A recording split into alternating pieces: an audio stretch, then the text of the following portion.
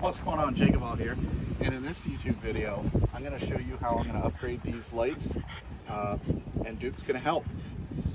Actually he's not. I screwed up again. I make mistakes.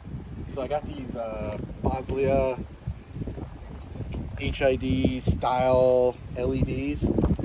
Right, they're those 9300 H13s, which the base F150s and the Expedititons do use those, but this Raptor has these ballast-based HIDs. So instead of returning them, I'm just going to give them away.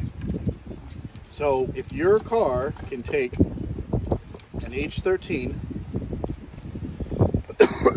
or like a 9008 bulb, you can win these.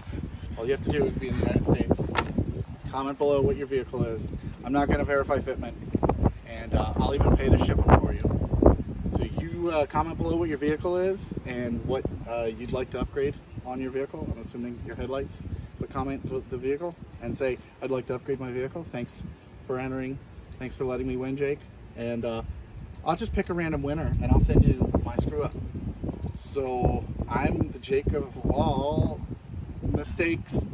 And my Raptor, I guess, just, keeps its normal bulbs. Have a good one. See you guys.